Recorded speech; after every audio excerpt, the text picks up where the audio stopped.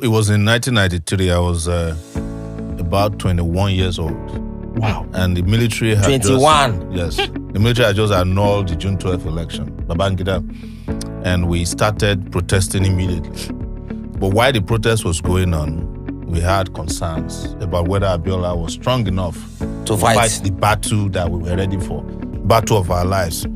Because at that particular year was the year I was supposed to graduate from university. Okay. 1993.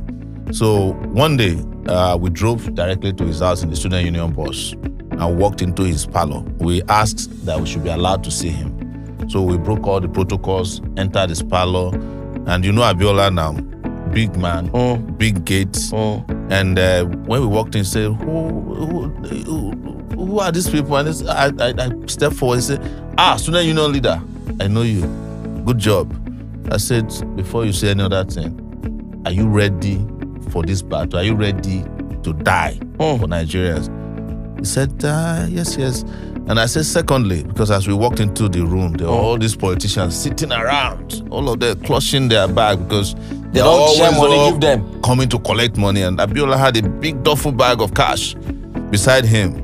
And he was talking, they were all bragging inside there. I said, all these people that you see, we know them. These people don't believe in your mandate and they will abandon you. Wow. So focus now on how to fight this battle. You know, he's a person who doesn't like that kind of controversy. So he quickly reached out to his duffel bag, started counting money, 800,000 naira. Drop on our side. Say, student union leaders, transportation. I said, Chief, forget transportation. Which transportation? Go carry me from Unilag, come here for 800,000. 1993. Say, we are not taking your money. Say, no, I've never given money to anybody before and they rejected. I said, you are meant to first people. Because that day I was wearing slippers and I was wearing my only Ankara, my Christmas dress. And when he saw that the politicians were not happy and I was very firm. And Chief Anthony and Nahoro was also there. And Nahoro was saying, this young boy is right, Chief. So he quickly stood up and in an attempt to just solve the tension in the room, escorted us out. As we're heading out, John Momo, who is now the owner of Channels Television, was his only reporter at that time and his cameraman. This is the story of Channels. So John Momo has been waiting outside to try to interview him. He just approached him, Chief, this is John Momo Channels. Before he could say it, he started addressing him, and that was how I stood firmly behind him that day. Just again to assure him that we will be behind him for as long as he too stand firmly on his mandate. So that was the history of that picture, and also a video of me behind him.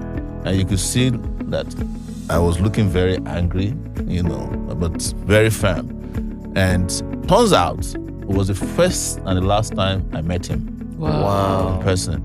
Because during our time as the National Association of Nigerian Students, NANS at that time, NANS today of blessed memory, we did not support the transition program of the military. So we did not support Babangida because we didn't believe that he would hand over power. But the moment the election was held, and it was a peaceful and credible election to the best of our knowledge, we decided that we would support them shooting themselves in the foot. So that was what took us to that space on that day. In fact, I never knew that this footage existed until 2018 because the guy who was working at Vanguard, Tunji Oyele, who is the photographer, had the photo. He saw me and said, I took a picture of you and Abiola. That was after Abiola had been arrested. He never gave it to me until he died.